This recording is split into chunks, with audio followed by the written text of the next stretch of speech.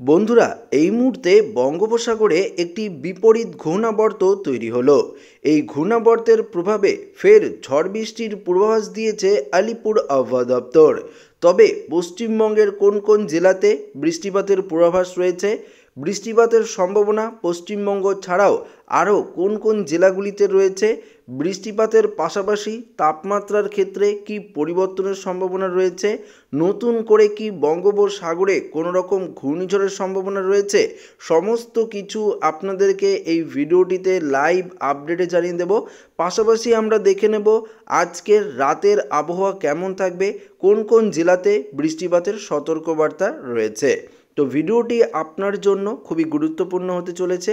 ভিডিওটিতে আপনারা প্রথম থেকেই শেষ পর্যন্ত সঙ্গে থাকবেন এবং নতুন হয়ে থাকলে চ্যানেলটিকে সাবস্ক্রাইব করে নেবেন এবং পাশের দেওয়া বেল আইকনটিকেও প্রেস করবেন এই ধরনের লেটেস্ট ভিডিওর আপডেটগুলো সর্বপ্রথম সবার আগে পাওয়ার জন্য। তো বন্ধুরা, সর্বপ্রথম আমরা দেখে নেব একদম বৃষ্টি বজ্রমুট করে যে এই মুহূর্তে কোন কোন জেলাতে বৃষ্টিপাতের সতর্কবার্তা রয়েছে। তো যদি আমরা দেখি তাহলে দেখতে পারবো পশ্চিমবঙ্গের দক্ষিণের দিকে যদি আমরা দেখি তাহলে আমরা দেখতে পারবো শুধু দীঘা, কোনটাই এবং আরেকটু ডিপলিভাবে দেখলে দেখতে পারবো এগরা, মোহনপুরের কিছুটা অংশ, মন্দারমণি, কোনটাই, এদিকে খাজুরি, বাজকুল, হলদিয়া, কাকদ্বীপ, গঙ্গাসাগর, নামখানা, ফেজারগঞ্জ এবং রায়দিঘি অর্থাৎ উপকূলের বেশ কয়েকটি জেলায় এই মুহূর্তে বৃষ্টিপাতের সতর্কবার্তা রয়েছে। তাছাড়া যদি আমরা দেখি কলকাতা, হাওড়া, হুগলি থেকে শুরু করে নদিয়া, বাঁকুড়া, পুরুলিয়া, বর্ধমান, পূর্ব মেদিনীপুর, ঝাড়গ্রাম, এদিকে আমরা যদি দেখি মুর্শিদাবাদ, বীরভূম, সমস্ত জায়গায় আকাশ পরিষ্কার, বৃষ্টিপাতের সতর্কবার্তা নেই। এদিকে মালদার দিকে, দিনাজপুরের দিকেও বৃষ্টিপাতের সতর্কবার্তা নেই। এদিকে যদি আমরা দেখি তাহলে জলপাইগুড়ি, দার্জিলিং, আলিপুরদুয়ার, কালিম্পং এদিকেও আপাতত বৃষ্টিপাতের সতর্কবার্তা নেই। তবে বৃষ্টিপাতের সতর্কবার্তা রয়েছে অসমে, দেখতে পাচ্ছেন বঙ্গাইগাঁও, এদিকে গোয়ালপাড়া, পথশালা, গুয়াহাটি, এদিকে যদি আমরা দেখি তেজপুর, নওগাঁও থেকে শুরু করে হোজাই, ডিমাপুর থেকে শুরু করে নর্থ লক্ষিমপুর, ডিব্রুগড়, জোরহাট দেখতে পাচ্ছি আমরা, দেখতে পাচ্ছেন যে বাকাকহাট, এদিকে তুলি, এই জায়গাগুলিতে কিন্তু আমরা বৃষ্টিপাতের সতর্কবার্তা দেখতে পাচ্ছি এবং তেজপুরের কিছুটা অংশে বজ্রবিদ্যুতের সতর্কবার্তা রয়েছে এবং ডিমাপুরের কিছুটা অংশে বজ্রবিদ্যুতের সতর্কবার্তা রয়েছে। বৃষ্টি এই মুহূর্তে যদি আমরা দেখি বাংলাদেশের পূর্ব দিকে অর্থাৎ সিলেট থেকে শুরু করে আমরা যদি দেখি মৌলভীবাজার এবং মদান এদিকে কিন্তু একটা বৃষ্টিপাতের সম্ভাবনা কিন্তু এই মুহূর্তে থাকছে। পাশাপাশি মণিপুর, ইম্ফলের সাইডে হালকা পশলা বৃষ্টিপাত হতে পারে।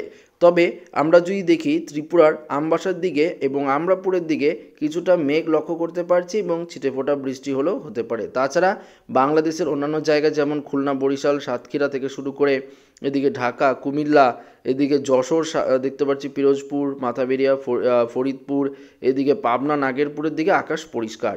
ময়মনসিংহ, বগড়া, মহাদেবপুর, ঘোড়াঘাট, রংপুরের দিকেও আকাশ পরিষ্কার। এমনকি রাজশাহী, মেহেরপুরের দিকেও কোনো রকম বৃষ্টিপাতের সম্ভাবনা এই মুহূর্তে নেই। অর্থাৎ এই মুহূর্তে আকাশ এই জেলাগুলিতে পরিষ্কারই কিন্তু রয়েছে।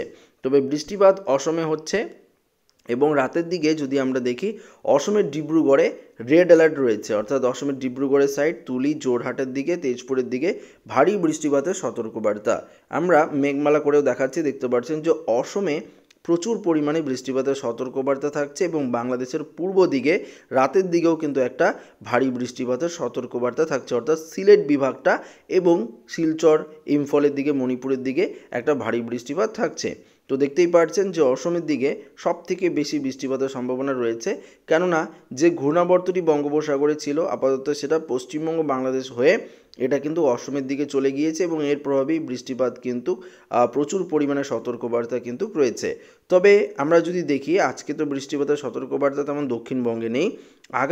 আগামীকাল যদি দেখি আগামীকালও কিছুটা বৃষ্টিপাতের সম্ভাবনা আমরা যদি দেখি তাহলে দেখতে পারবো যে বাংলাদেশের চট্টগ্রাম বিভাগের কিছুটা অংশে হালকা পশলা বৃষ্টিপাত হতে পারে। তাছাড়া অসমের দিকে কিছুটা হতে পারে। তাছাড়া কিন্তু আকাশ পরিষ্কারই থাকবে, মূলত কোনো রকম বৃষ্টিপাতের সতর্কবার্তা নেই। 4 তারিখ চলে গেল, 4 তারিখে বৃষ্টিপাতের সতর্কবার্তা নেই। আবার 5 তারিখ যদি দেখি তাহলে দেখতে পারবো যে একটি ঘূর্ণাবর্ত উত্তর পশ্চিম দিকে রয়েছে, যার জেরে কানপুর, পাটনা অর্থাৎ বিহারের সাইডের কিছুটা অংশে মেঘ থাকবে এবং উত্তরবঙ্গের দিকেও মেঘ থাকবে।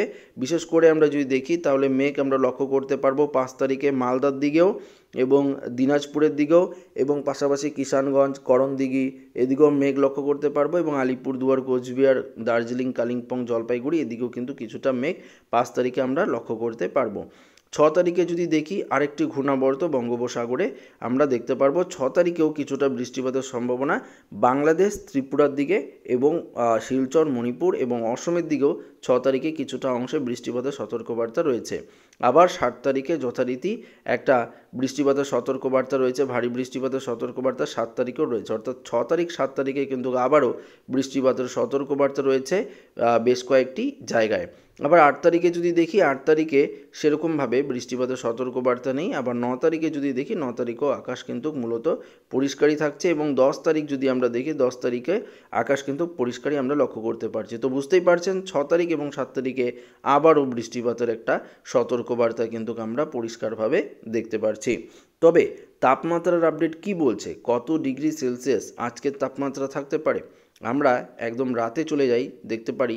তো রাতে গিয়ে যদি আমরা দেখি একদম রাতের আপডেট, অর্থাৎ 12টার দিকে যদি দেখি মাঝরাতে, তাহলে দেখতে পারবো কলকাতায় থাকছে 17 ডিগ্রি, হাওড়া হুগলির দিকে 18 ডিগ্রি থাকছে, পশ্চিম মেদিনীপুরের দিকে 18 ডিগ্রি থাকছে, খড়গপুর, ঝাড়গ্রাম 18 ডিগ্রি থাকছে, পুরুলিয়ায় 15, বাঁকুড়ায় 16, বর্ধমানে 16, নদিয়ার দিকে শান্তিপুর, চন্দ্রনগর, কৃষ্ণনগর 16, বীরভূমে যদি দেখি আমরা 15-16 ডিগ্রি, আবার মুর্শিদাবাদে দেখি যদি 14 ডিগ্রি, উত্তরের দিকে যদি দেখি মালদায় 15 ডিগ্রি, দিনাজপুরে 15 ডিগ্রি থাকছে, পাশাপাশি কোচবিহার 13 ডিগ্রি, আলিপুরদুয়ারে যদি চলে যাই আলিপুরদুয়ার দেখতে পাচ্ছি 12 ডিগ্রি থাকছে, জলপাইগুড়িতে 13 ডিগ্রি, শিলিগুড়িতে 12 ডিগ্রি, আবার দার্জিলিংয়ে যদি চলে যাই 3 ডিগ্রি সেলসিয়াস তাপমাত্রা রয়েছে।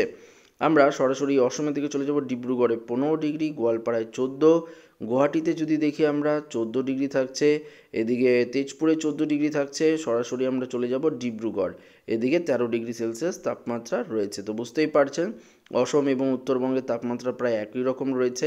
তবে আমরা এদিকে চলে যাব বাংলাদেশের সিলেটে 15 ডিগ্রি, মৌলভীবাজার 15, মদানে দেখতে পাচ্ছি 16, ময়মনসিংহ 16, কাশপিয়া 16, আবার ঢাকার দিকে যদি দেখি 16 ডিগ্রি, কুমিল্লার দিকে 16, ফরিদগঞ্জে 18, মাদারীপুর 17, বরিশালে 18, পিরোজপুর 17, 18, মাথাবিরিয়ার দিকেও তাই, সাতক্ষীরার দিকে 18 ডিগ্রি, যশোরের দিকে 17, এদিকে যদি দেখি পাবনা 16 ডিগ্রি, সিংড়া, মহাদেবপুরে আবার কম 13-14 ডিগ্রি থাকছে, রংপুরের দিকেও তাই থাকছে, রাজশাহীর দিকে 15, মেহেরপুরের দিকেও 15 ডিগ্রি সেলসিয়াস তাপমাত্রা রয়েছে। এদিকে যদি আমরা চলে যাই ত্রিপুরার দিকে, ত্রিপুরা, আগরতলা, আমবাসা, আম্রপুরের দিকেও 16-17 ডিগ্রি সেলসিয়াস তাপমাত্রা রয়েছে। তো তাপমাত্রার ক্ষেত্রে যেটা পরিবর্তন সেটা কিন্তু আপনাদেরকে একদম পরিষ্কার লাইভে আমরা দেখিয়ে দিলাম। তো সরাসরি আমরা নতুন কোনো ঘূর্ণিঝড়ের সম্ভাবনা রয়েছে কিনা সেদিকে চলে যাব, বা আমরা ঘূর্ণিঝড়ের ট্র্যাকারে চলে যাই, ঘূর্ণিঝড় ট্র্যাকিংয়ে চলে যাই, তাহলে আমরা পরিষ্কার দেখতে পারবো যে ট্র্যাক করে কি দেখাচ্ছে। এই মুহূর্তে ঘূর্ণিঝড় ট্র্যাকারে গেলে দেখতে পারবেন যে একটি ঘূর্ণিঝড়ের সম্ভাবনা সেটা সাগরের দিকে রয়েছে। তবে আমাদের দিকে যদি দেখি বঙ্গোপসাগর বা ভারত মহাসাগর থেকে অনেকটাই দূরে রয়েছে, মাদাগাস্কার দিকে এটা ক্রমশ অগ্রসর হওয়ার সম্ভাবনা রয়েছে। তবে এই মুহূর্তে যদি আমরা দেখি বঙ্গোপসাগরে কোনো রকম ঘূর্ণিঝড়ের সম্ভাবনা নেই।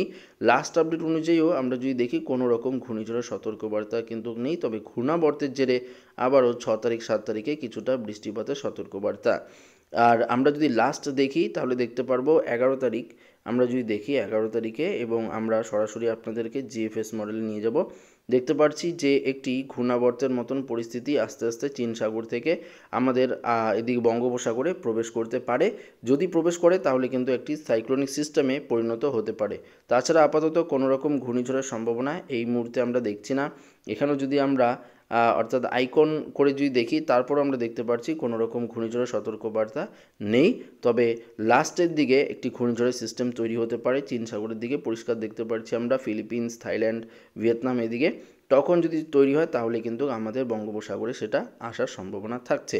তো সেই নিয়ে পরবর্তীতে জানাবো। তো এই ভিডিওটা এখানেই শেষ করছি। ভালো লাগলে লাইক করবেন, ওদের সাথে শেয়ার করবেন, নতুন চ্যানেলটিকে সাবস্ক্রাইব করবেন। ধন্যবাদ।